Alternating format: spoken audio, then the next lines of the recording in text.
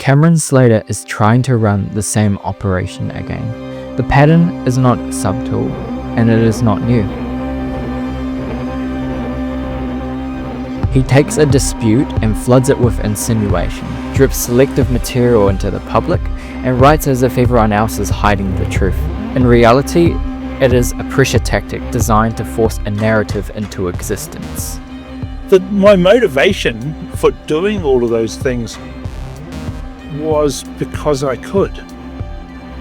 Nobody else had done those things, so I did it to see if it could be done. It turns out it could be done, and I thoroughly enjoyed it, and I did it all for shits and giggles. There's no money in it, trust me on that one, but yeah.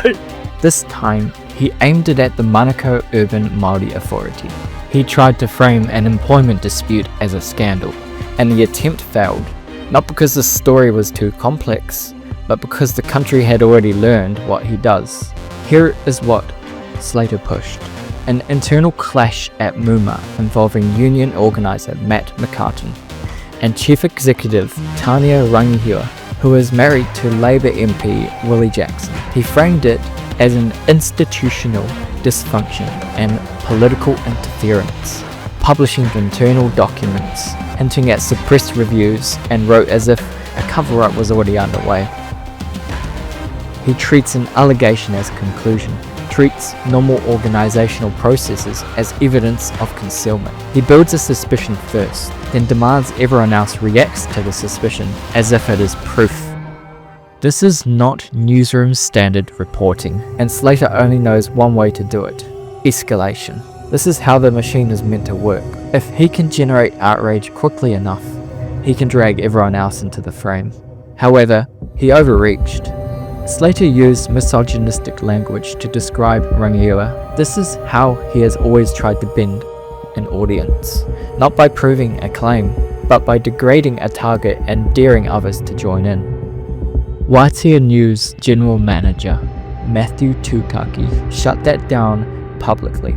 He condemned the remark and framed it as an attack on Māori women, further challenging the silence that allows this conduct to survive, and in doing that, he shifted the story away from Slater's insinuations and back onto Slater's method. In particular you, Matt McCartan, you filthy piece of work, and you, Cam Slater, you even filthier piece of work. You called a Māori woman, a wahine Māori, a manky missus. You filthy dogs. You literally called her a manky Mrs. Cam Slater.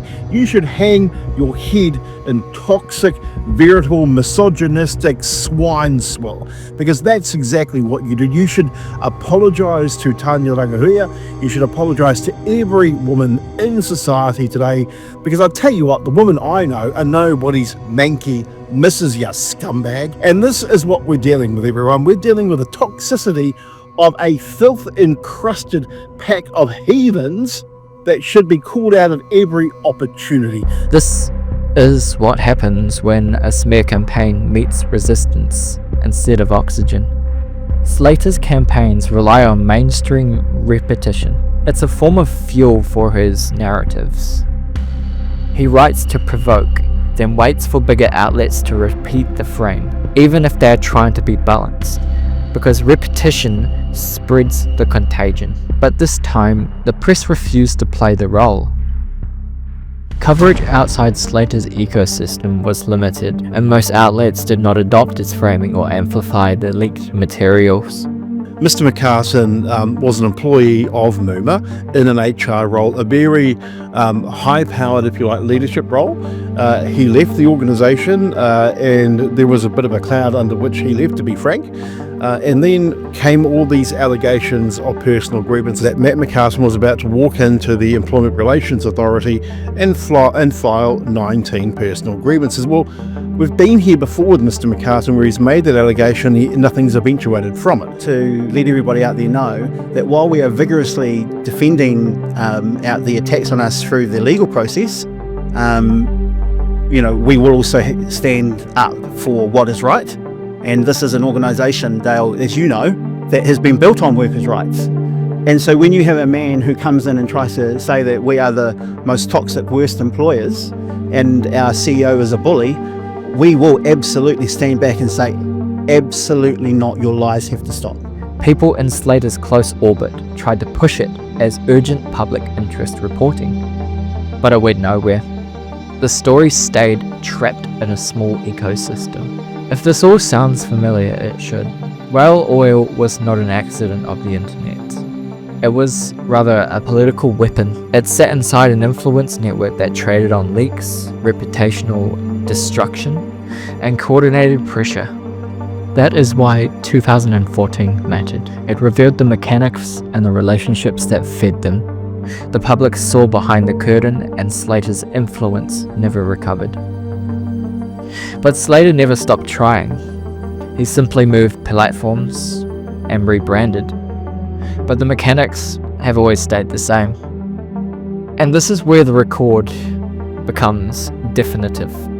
In the Bloomfield litigation, the High Court ultimately found Slater's whale oil publications defamatory and malicious, and awarded major damages. That dispute also produced a human rights review tribunal decision finding an interference with privacy, with damages and restraints imposed. Further, in the Craig proceedings, Slater was found liable for defamation, and the damages were later assessed at a substantial figure, reflecting the scale of harm tied to what he published.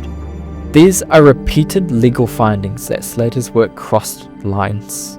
They confirm a pattern: escalate, attack, publish, then hide behind the language of commentary when the damage is done. In particular, the context Slater carries into every new smear campaign. It is why his claims are treated differently now by the public. So when Slater tried to rerun the playbook at Moomba, he received it differently.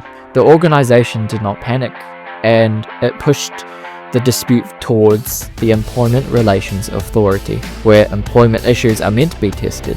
Tukaki rejected the personal attacks and questioned why internal documents were being handed to someone with a well-established history of political manipulation. That response alone deprived Slater of what he needed. He was looking for drama, reaction, and an escalation, but instead he got procedure and a pushback. That is exactly why it failed.